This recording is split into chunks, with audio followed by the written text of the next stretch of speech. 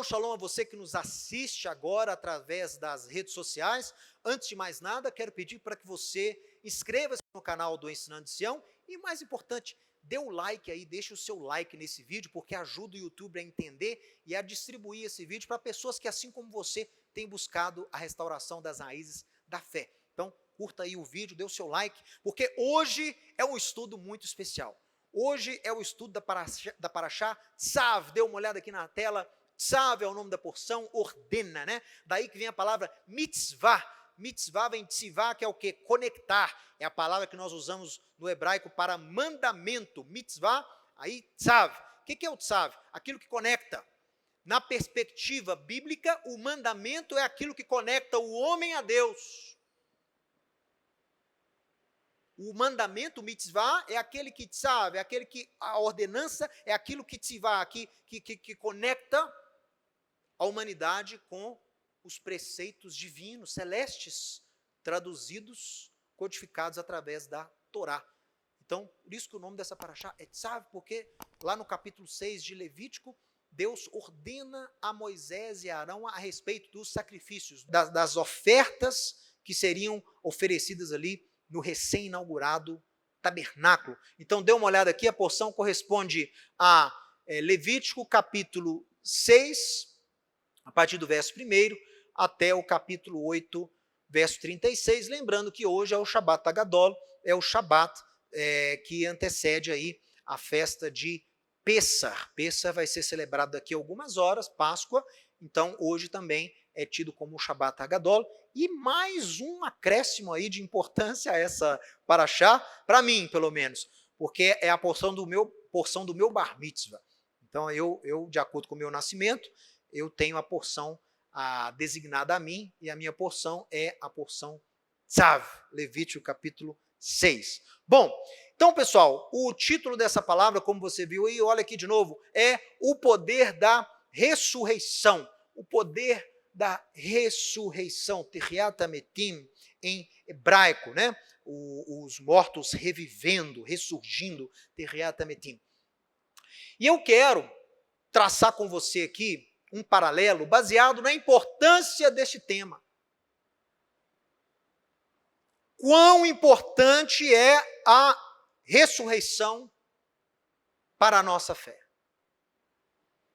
E eu quero, com este estudo, mostrar para você que por causa de sofismas no passado, os servos de Deus dentre as nações perderam a importância deste tema da ressurreição como parte integral, inseparável da sua fé.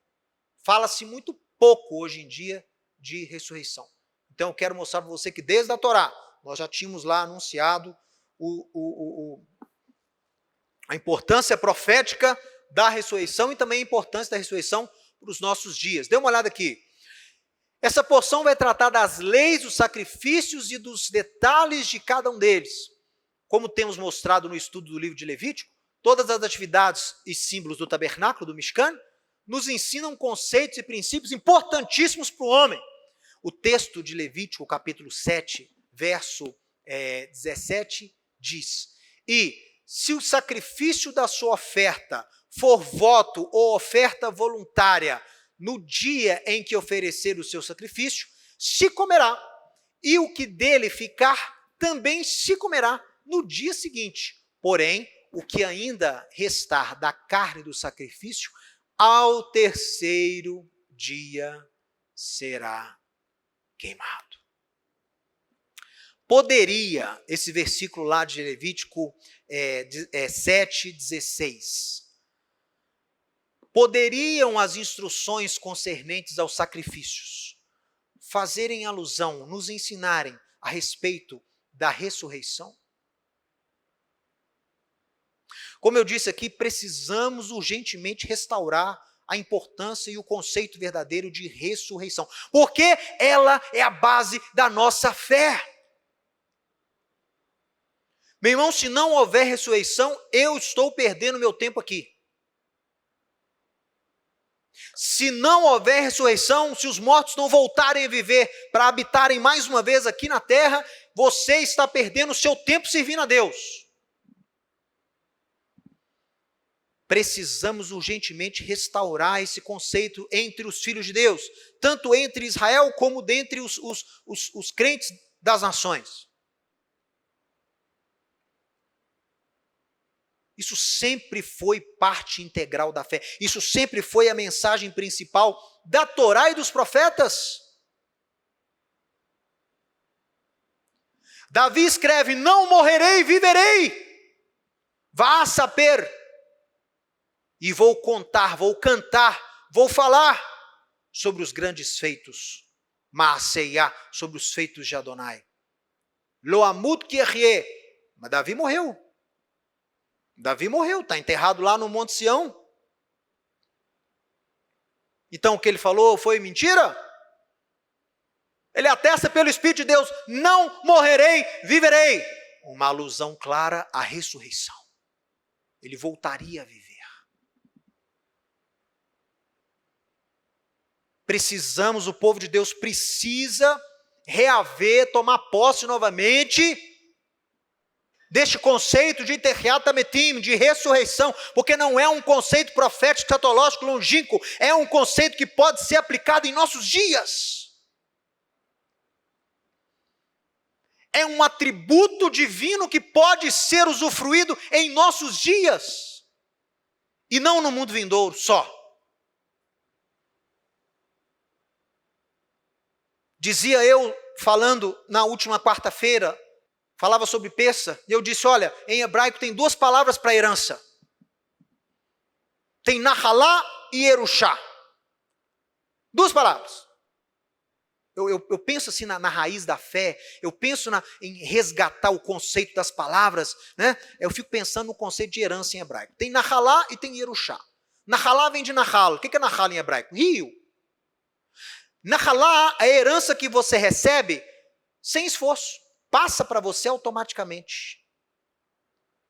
É como era a herança lá do sacerdote, do levita. Se ele não nasceu com nenhum defeito, ele já é levita, ele já vai herdar a função levítica sacerdotal, pelo simples fato de ele ser filho de um levita, ele ser filho de um sacerdote. É a herança que não exige nada, passa para você automático. Mas e Erushá? Erushá, daí que vem a palavra morachá, né? É um outro tipo de herança. Tem rabino que traduz até Erushá, lareshet, né, que é o verbo infinitivo, traduz como conquistar, reaver. Então ele tem um sentido daquela herança que tem que ter uma proatividade da sua parte. Você tem que ir lá e resgatar aquilo que é seu por direito. Se você não sair do seu lugar e não começar a lutar para poder reaver aquilo que era seu, você vai ficar sem. Esse é Erushá. Lareshet, combater, batalhar para poder reaver aquilo que é seu por direito. Eu vejo esse conceito da ressurreição como uma herança que foi perdida. Está precisando de você ir lá e resgatar isso de novo. Isso foi perdido.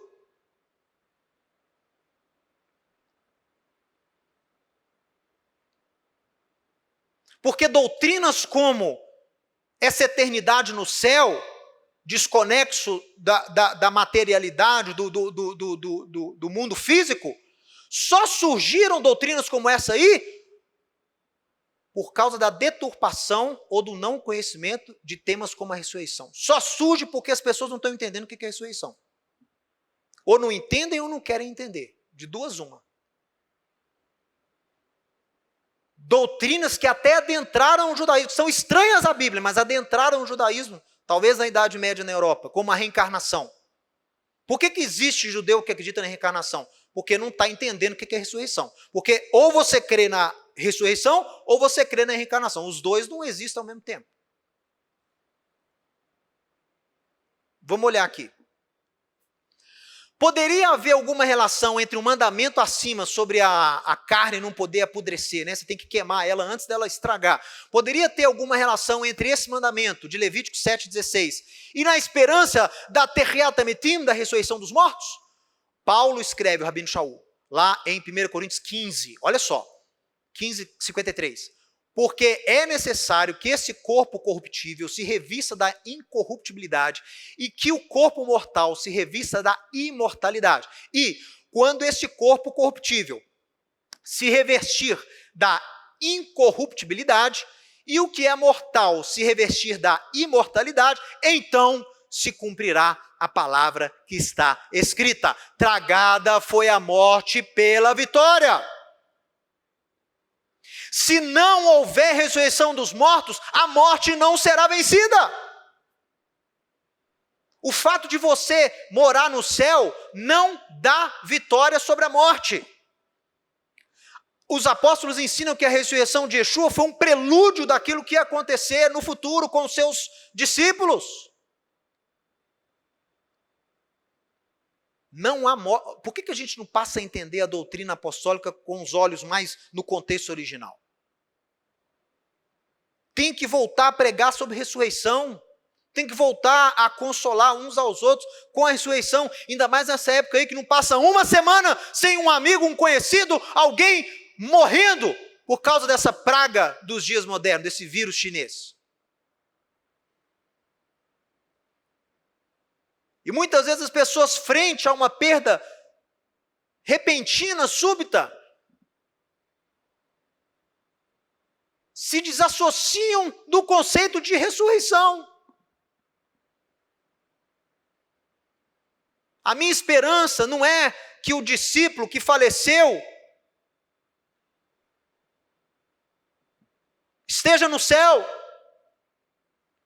A minha esperança é que aquele discípulo que faleceu, com a permissão do Eterno, ressurja com Yeshua na ressurreição. É que ele volte a viver, ele ressurja. Essa é a minha esperança. Não é que ele está no céu. É que ele ressurja. Esse é o principal. Olha só. E Paulo, com esse texto, faz menção a textos importantíssimos que eu quero que você leia depois na sua casa, como Isaías 25:7 e como Oséias capítulo 13.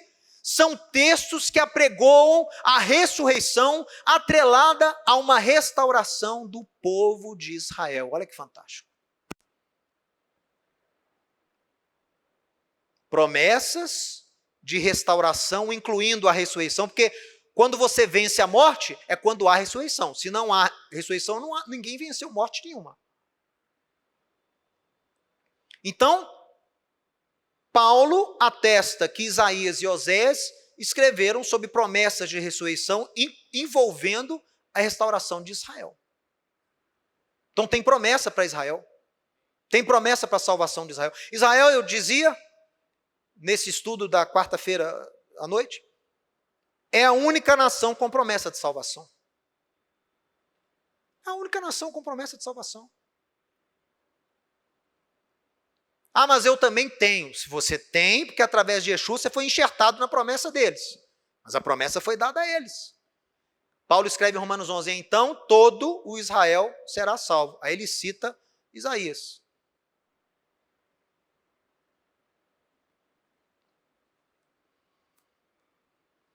O apóstolo Paulo, como fariseu e seguidor de Yeshua, acreditava firmemente na ressurreição física dos mortos.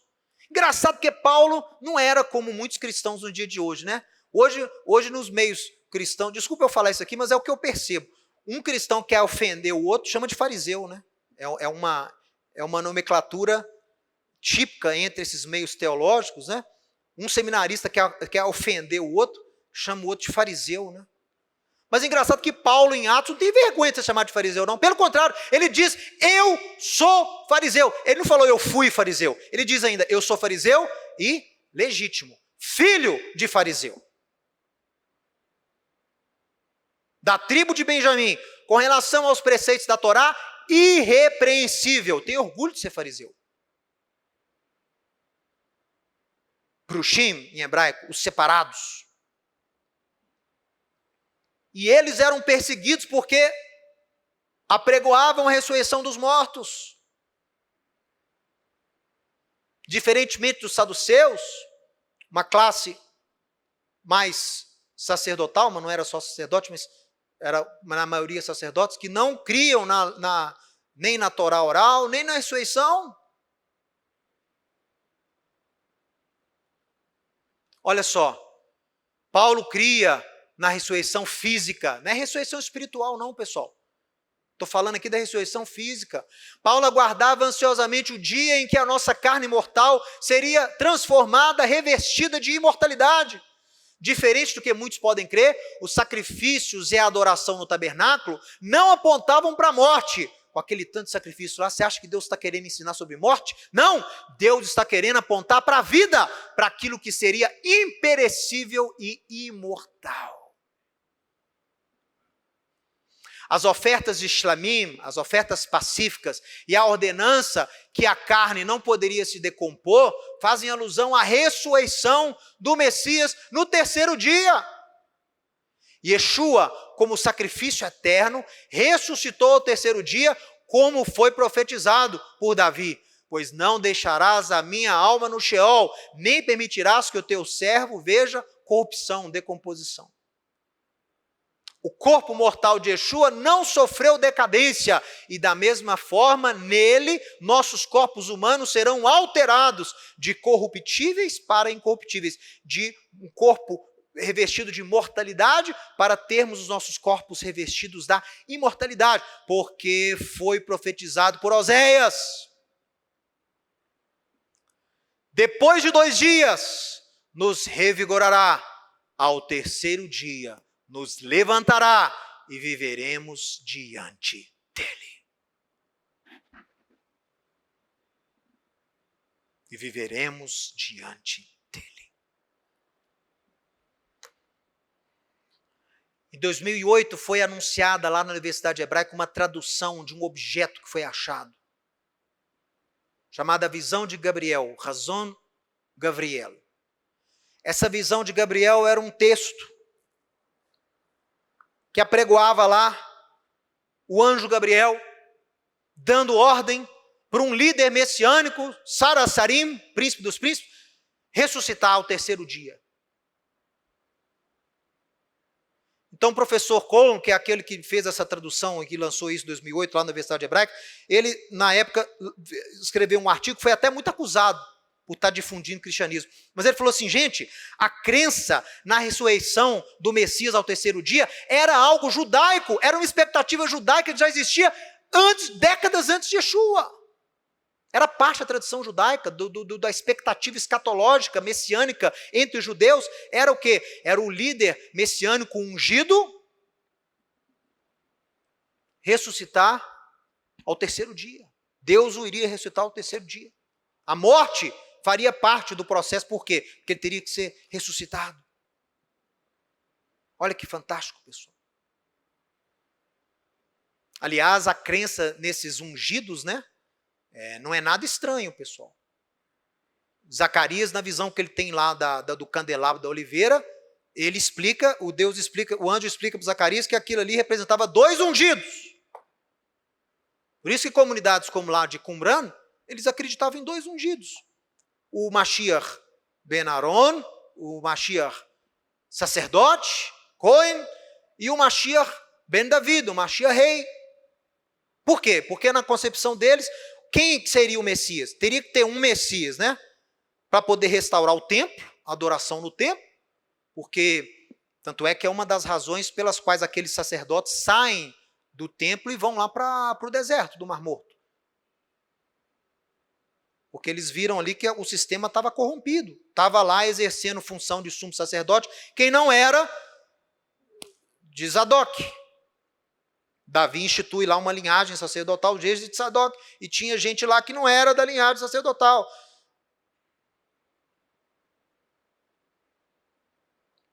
Teve gente lá dos Rasmoneus que comprou cargo de sumo sacerdote. Então, alguns sacerdotes, talvez esses da linhagem de Zadok, já saíram lá do templo e foram para o Mar Morto, aguardar o mover de Deus para que eles pudessem tomar o templo de novo. Quando viesse esse ungido, na guerra dos filhos da luz contra os filhos das trevas, eles iriam lá e iriam assumir o templo de novo. Mas enquanto isso, eles iam transformar aquela comunidade lá no deserto num templo, na casa de Deus. Por isso que eles eram tão restritos assim, tão apegados à purificação assim.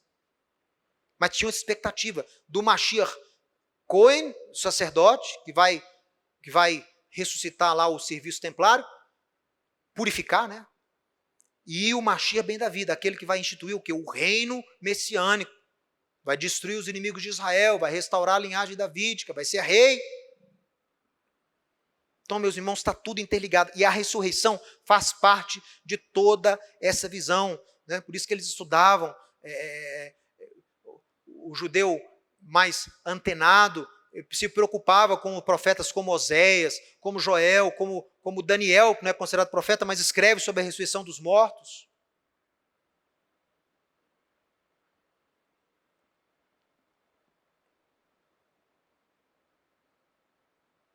Porque a pessoa, o que acontece?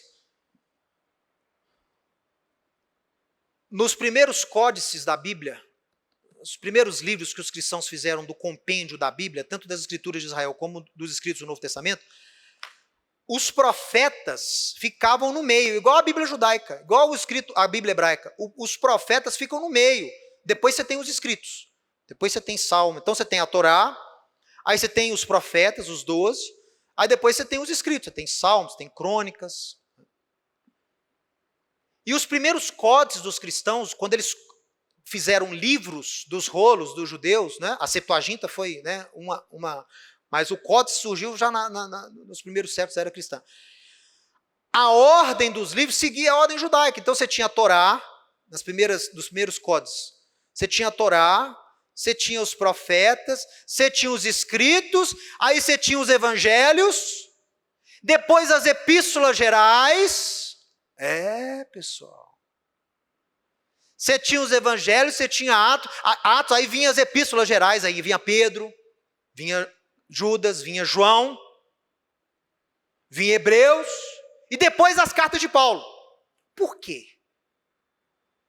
Primeiro que, se colocando dessa forma, a pessoa que não tinha costume com aquele material ia ler ali os profetas, ia ler aquelas profecias, aqueles anúncios todos, depois elas iam ter contato com os escritos, com os salmos, com as crônicas de Israel, com 1º e 2º Samuel, depois eles iam ter contato com o Novo Testamento.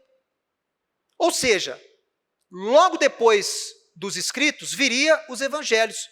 Então, não dá aquela sensação que o que você leu lá nas escrituras de Israel já foi cumprido.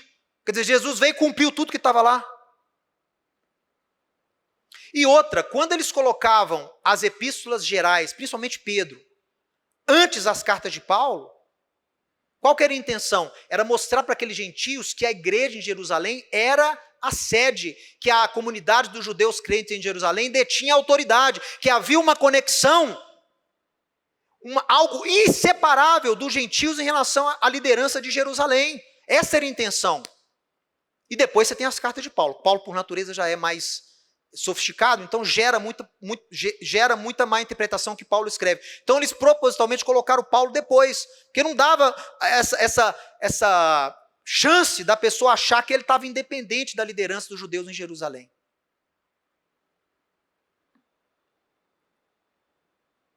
Aí surge Marcião, primeiro Valentino, né? Valentino, depois Marcião. O que eles fazem no final do século II? Gnósticos. Anulam Israel, consideram o Deus dos judeus o Deus malvado, o Deus mau, o Deus das categorias mais inferiores, e Jesus é o Deus mais elevado. Então, o Deus do Antigo Testamento, o Deus que se envolve na criação, o que é isso? Porque para os gnósticos, a divindade suprema não se envolve com matéria, não. É sublime, não tem contato com matéria. Assim criam a filosofia e os gnósticos. Aí esses gregos, filósofos, pegam ali, entram em contato com o contexto, com a fé de Israel, o que eles vão ter que fazer? Eles vão ter que adaptar. O que eu leio aqui tem que fazer sentido com a filosofia. Então decidiram que o Deus dos judeus era um demiurgo lá, era um Deus malvado, né? E Jesus era o Deus bondoso. Marcião faz uma proposta de Bíblia. Qual foi a proposta de Marcião? Jogou fora o chamado Antigo Testamento. Dos evangelhos, pegou o que ele achava que era menos judaico, que é o de Lucas. Jogou fora os outros, ficou só com o evangelho de Lucas. Ficou lá com as cartas de Paulo. Jogou fora também as epístolas pastorais. Jogou fora das epístolas gerais. Jogou fora, ficou só com Paulo e Lucas.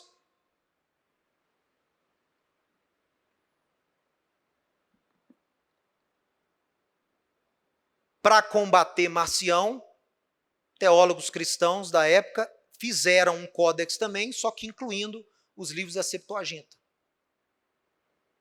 E incluíram os outros evangelhos, incluíram as cartas de Paulo. Só que, posteriormente, houve o quê? Primeiro eles fizeram com as cartas, as epístolas gerais, Pedro, na frente.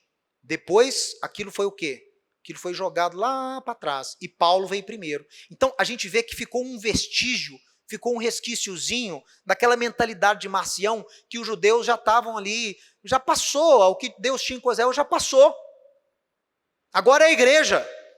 Quando você pega e dá para um gentio o Novo Testamento, com os evangelhos ali, e depois as cartas de Paulo, quando ele começa a ler a carta de Paulo, ele não vê muito vínculo com a igreja de Jerusalém.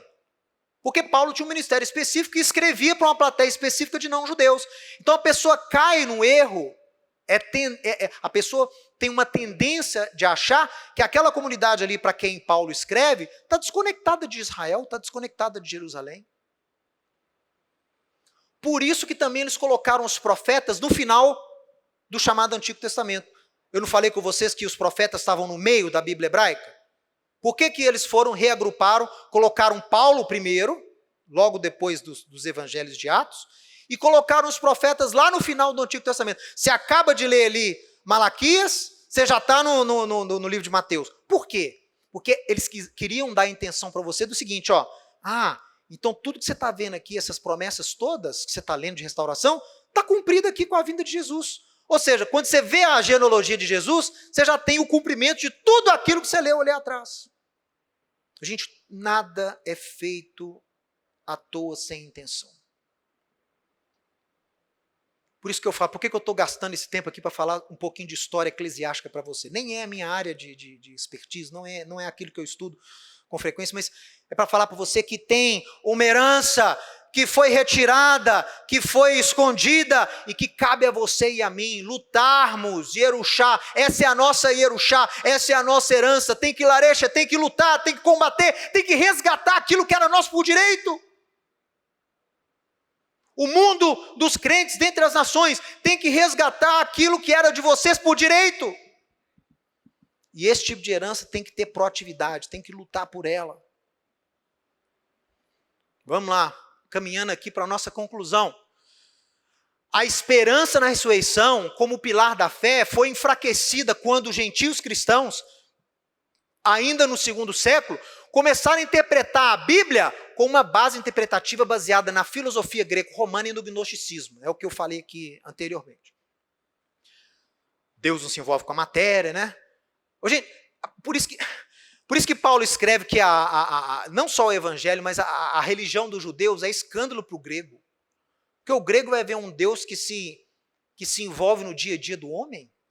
O Deus sublime que cria os céus e a terra me dá ordem que eu tenho que enterrar as minhas necessidades quando eu vou para a guerra, no arraial. Isso é escândalo para o grego. O Deus criador do céu, do cosmo, né, como fala em grego, o Deus criador do cosmo, sublime, o Deus, o ser perfeito, dá ordem para o seu povo, para o povo de Israel, ser circuncidado. Então, por isso que o grego via a religião judaica como uma coisa antiquada, como uma coisa, como assim? Isso é mutilação. Né? Essa religião dos judeus é uma coisa atrasada. Eles creem num Deus mundano, num Deus que se envolve com os afazeres do homem, que se importa com a matéria, que se importa com o que os seus servos comem e não comem. Gente, isso não importa não. Deus é espírito, está preocupado com o espírito, o que você come, não come, o que você faz com o corpo, o que não faz. Isso não importa não, diziam eles. Será? E em seu combate às heresias de Valentim e Marcião no século II, teólogos cristãos aceitaram, né? Até que eles aceitaram, que Marcião rejeitou as escrituras judaicas, até que eles aceitaram as escrituras, aceitaram que o Deus de Israel é o Deus criador dos céus e da terra, teve uma mudança, teve uma melhora muito boa, realmente combateram Marcião. Porém, eles mantiveram o viés marcionita ao interpretar a eleição de Israel de forma alegórica e espiritual. esse catapneuma. Olha que interessante. Em relação ao Deus, eles aboliram todo tipo de alegoria. Não. O Deus criador do Gênesis é o Deus de Israel.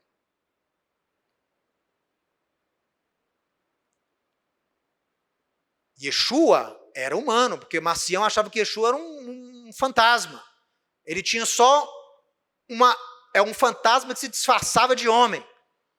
Marcião acreditava que Jesus era um eon, um espírito. Ele não podia ser matéria, porque a matéria é corrupta.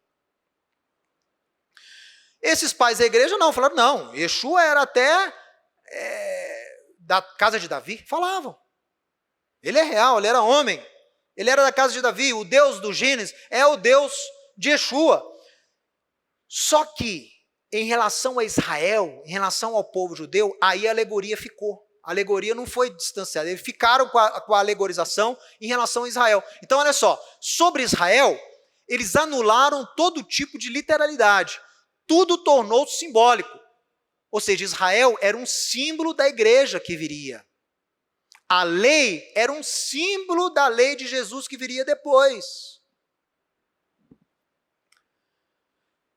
Aí, pessoal, esse desprezo pelo material em relação a Israel afetou a teologia cristã em alguns conceitos. O pior, na minha opinião, foi a ressurreição. Por quê? Eles começaram a interpretar a ressurreição literal, né, o corpo voltar a viver, como uma coisa ruim. Então, o gnosticismo corrompeu o conceito de ressurreição, porque ele era muito judaico para a época. A ressurreição transformou-se apenas em habitar eternamente com Deus nas alturas, nas esferas mais sublimes e perfeitas, puramente espirituais. É ou não é o conceito que está na cabeça das pessoas hoje quando alguém morre?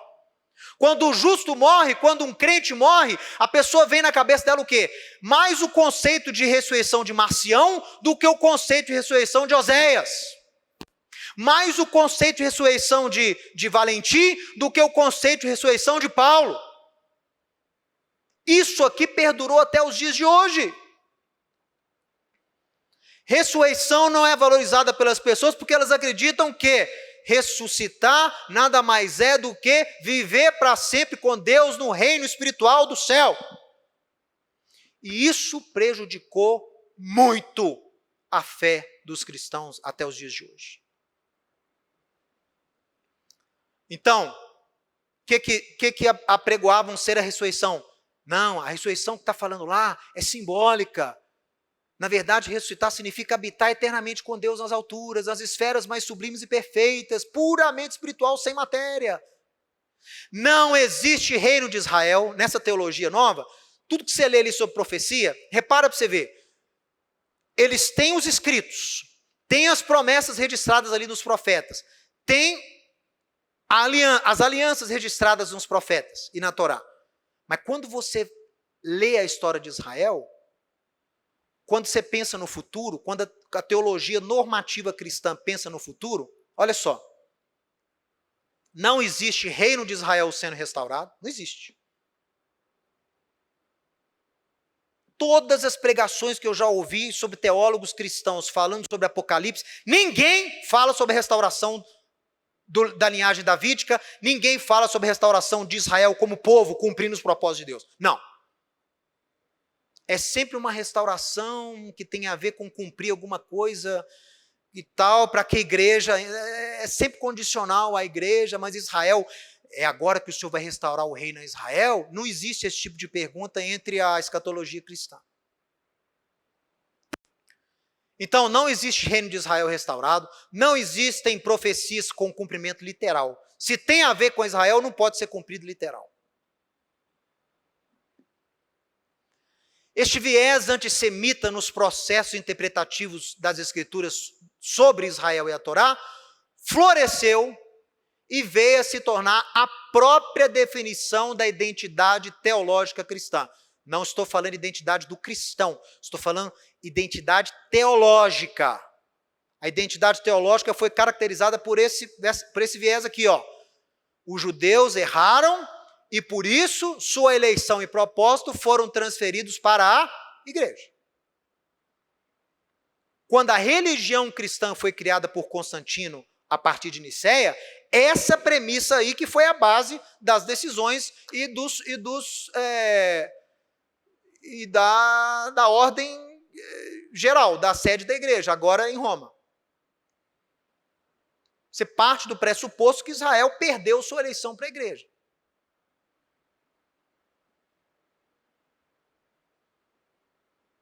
Alguns mais liberais até acreditam que Israel tem algum tipo de eleição, mas está subordinada à eleição da igreja.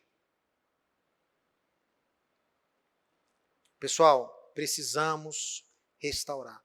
Daí surgiu o conceito de supersessionismo. O que é o supersessionismo? Vem do latim supersede. O que é supersede? Você suprimiu. O reverendo Kendall Solon escreve sobre isso, os tipos de supersessionismo. Ele é referência hoje, até entre judeus messiânicos, entre judeus não messiânicos, sobre supersessionismo. Supersessionismo quer dizer essa teologia da substituição. Ele fala, você tem o supersessionismo primitivo, é aquele estilo Marcião, estilo Lutero, entendeu? Acabou, tá com nada, já era, finito. Você tem um supersessionismo estrutural. Não, eles até têm lá uma eleição ainda vigente, eles até têm propostas a serem cumpridos, mas tudo com objetivos específicos. Ah, não, os judeus tiveram-se uma importância no passado, mas só para dar Cristo para o mundo. E outros falam, não, o judeu até tem sim uma importância aí, um plano escatológico de Deus, Deus tem a forma de lidar com eles aí no futuro, né? Supersessionismo tem estrutural e tem econômico.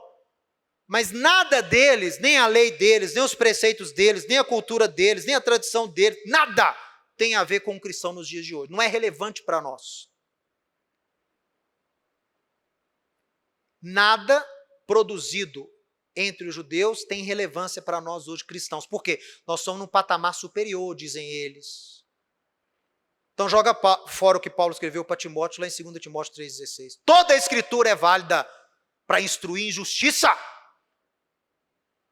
para levar o servo de Deus à perfeição. Olha aí que eu estou falando, ó, instruir em justiça.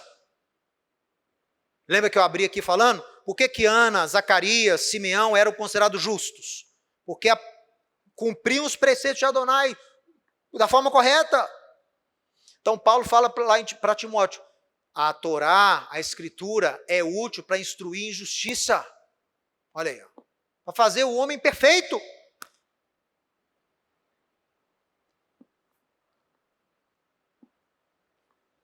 Vamos lá.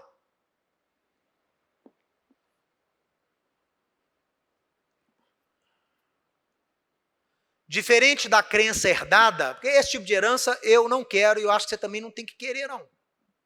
Esse tipo de herança, você não tem que se interessar por ela, não. Porque diferente dessa herança que nós herdamos, a nossa esperança não está baseada em ir para o céu, nem em uma existência metafísica distante do mundo material, mas sim de ressuscitarmos da vinda do Messias para reinarmos com ele em Sião, na Jerusalém do Oriente Médio. Porque quando você fala Jerusalém, o cara ainda tem essa coisa meio desconexa da realidade. Ah, sim, eu vou reinar na Jerusalém. Mas aí o cara acha que aquela Jerusalém, né, celestial, aquela coisa meio metafísica, fantasmagórica. Então eu coloquei de propósito, é lá no Oriente Médio. Pronto. Ah, mas e a Jerusalém celeste? Essa aí vai vir depois. Mas o reino do Messias vai ser lá no Oriente Médio, no Monte Moriá. Para te assustar, para te chocar, é lá no Oriente Médio. É lá que você vai reinar. É lá que seu filho que morreu em Yeshua vai estar lá para reinar com Yeshua. É lá que seu pai, é lá que seu avô, é lá que aqueles que morreram em Yeshua vão ressuscitar para reinar. É de lá.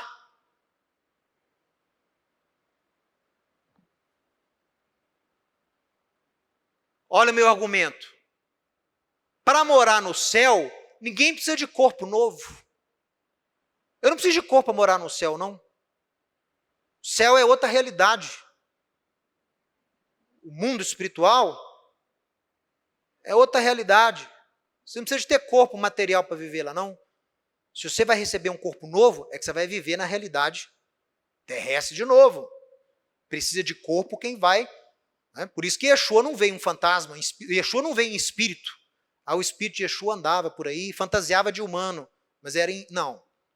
Ele teve que entrar pela porta de todo ser humano, ele tem que nascer. Teve que ter corpo, teve fome, chorou, irou.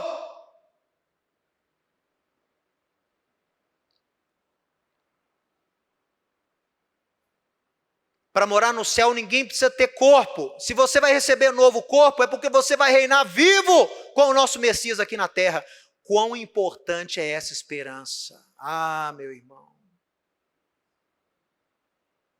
Depois, disse Marta e Yeshua, que é Lázaro, né? Você conhece a história, mas eu vou só trazer de novo aqui a memória, a história de Lázaro lá de Betânia. Está entendendo? Estava lá a Marta e a Maria. Mandam chamar Yeshua, está doente. Yeshua se delonga, acho que 2 dias lá. E aí morreu o Lázaro. Aí Yeshua está indo para Betânia, ficava pertinho de Jerusalém. Aí a Marta chegou perto de Yeshua, a Marta foi correr até lá e vai encontrar com Yeshua. Aí, disse Marta, Senhor, se o Senhor estivesse aqui, não teria morrido meu irmão. Mas eu sei que mesmo agora, tudo que você pedir a Deus, Deus te considerará. Declarou-lhe Yeshua, teu irmão há de ressurgir. Eu sei, replicou Marta, que ele há de ressurgir na ressurreição, no último dia. Mais uma fariseu aí, Já estava certa para eles essa questão do ressurgir. Aí ela fala, não, eu sei que nós vamos ressurgir na ressurreição. Yeshua respondeu, eu sou a ressurreição e a vida. O que Yeshua está querendo dizer com isso aqui? É o tema da minha palavra de hoje. Quando Yeshua fala assim, eu sou a ressurreição, o que ele está querendo dizer? No meu poder, as pessoas vão voltar a viver no futuro. Ressuscitar quer dizer voltar a viver. Quando ele fala, eu sou a ressurreição, ou seja, eu sou a vida, eu sou a esperança de vida amanhã. Mas depois ele fala, e a vida? Ou seja, eu sou a vida amanhã e eu sou a vida hoje. Por que você tem que esperar amanhã para ele ressurgir? Você não sabe que eu tenho poder para fazer ele viver hoje? Eu sou a ressurreição, a vida lá na frente. E eu sou a vida hoje. Esse é o tema da palavra de hoje. Por que eu quero restaurar o conceito de ressurreição? Porque nós precisamos fazer uso dele hoje. Vou esperar amanhã Yeshua voltar para eu fazer, para eu fazer uso dessa bênção do mundo vindouro, não. Eu quero provar desse dom, eu quero provar desse dom do mundo vindouro, como o autor de Hebreus fala lá, eu quero provar disso hoje, porque é hoje que eu preciso de cura, é hoje que eu tenho vírus chinês rondando aí, matando todo mundo, eu preciso hoje. Eu quero degustar esse dom hoje. Por isso que eu confio nas palavras de Yeshua. Tá bom, eu sou a ressurreição, eu que vou fazer ele ressurgir, mas eu também sou a vida hoje. Aplicou para ela, né? Por que você está esperando ele ressuscitar amanhã? Você não sabe que eu posso fazer ele viver hoje? Eu sou a vida. Quem crê em mim, ainda que morra, viverá. E todo o que vive e crê em mim, não morrerá eternamente. Crês nisso? Eu falo para você que está me assistindo, você crê nisso? Você crê nisso? Que em Yeshua, ainda que morra, a pessoa vai viver a ressurreição aí, Ainda que morra, ela vai viver. E o que está vivo hoje, não morrerá eternamente. Você crê nisso? A pergunta não é para Marta, não, a pergunta é para você. Você crê nisso? Que Yeshua é a ressurreição, mas também ele é a vida hoje. Para nos dar os dons do mundo vindouro hoje. Portanto, Porquanto o Senhor mesmo, dada a sua palavra de ordem, ouvida a voz do arcanjo, ressoada a trombeta, descerá dos céus, e os mortos do Messias ressuscitarão primeiro. Depois nós, os vivos que ficarmos, seremos arrebatados juntamente com eles, e entre as nuvens nos encontraremos com o Senhor nos ares. Está falando aqui no céu, está falando no ar. Por quê? Porque o noivo está vindo dos céus. E a noiva, na tradição judaica, encontra com o noivo no caminho. Ela sai de encontro ao noivo. O noivo já saiu. Olha aí, ó. O noivo já está vindo. O noivo não está no céu. O noivo está no caminho. E no caminho, a noiva encontra. Por isso que é no céu. E aí a noiva encontrava com o noivo no caminho. Ficava lá no caminho, celebrando o casamento? Não. Ia para o local das bodas. E onde vai ser as bodas? Sião, meu irmão. Então não adianta citar esse versículo aqui falando que Paulo está ensinando que arrebatamento você vai morar no céu. Não tem nada a ver. Você vai encontrar com o Senhor nos ares e vai reinar com Ele. Por isso você vai estar eternamente com Ele. O pessoal acha que esse assim, né? Põe aqui, ó. Aí, ó. E assim estaremos para sempre com o Senhor. Acha que assim é o modus lá, né? Operante. Não, não. Assim é o temporal. E dessa forma, ou seja, logo depois você vai estar com Ele eternamente. Não lá no céu. Consolai-vos, pois, uns aos outros com esta palavra. É consolo, é conforto, pessoal. É na esperança da vida. Eu sou a ressurreição e a vida. O pessoal gosta de colocar isso aí em coroa de flor, lá em velório, mas eu não acho que as pessoas entendem a importância desse versículo, dessas palavras de Yeshua. Ele é a esperança de vida no mundo vindouro e Ele é a esperança de vida hoje. Porque é hoje que eu tenho meu ente querido num respirador, numa UTI. É hoje é que existe um câncer para ser vencido. É hoje é que tem um filho drogado que precisa ser liberto. É hoje, eu sou a ressurreição, amém, mas eu sou a vida. Hoje.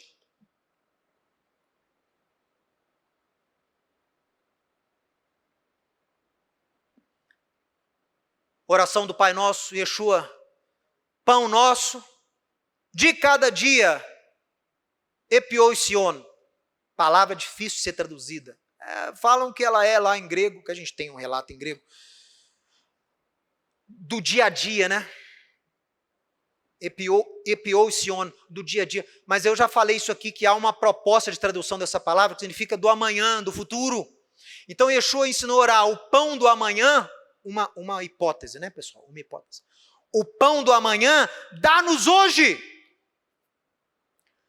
As bênçãos do mundo vindouro faz com que nós consigamos usufruir delas, pelo menos um pouquinho, hoje.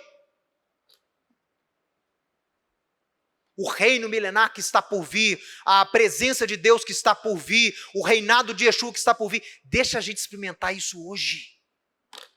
E na imagem do pão, que o pão alimenta. Que nós possamos nos alimentar desses conceitos hoje. As festas de Israel, segundo o apóstolo Paulo em Colossenses 2, fazem alusões a esse futuro que ainda está por vir, mas enquanto não vem, você vai aproveitando deles hoje. É assim, a fé, é o Pêssar que começa hoje, daqui a pouco, é o Shabat. O Shabat é o reino shabático, é um reino milenar. Mas nós vamos aproveitando dele hoje. Toda semana você tem um gostinho dele. Gostinho do que está por vir. Ainda resta um Shabat para o povo de Deus.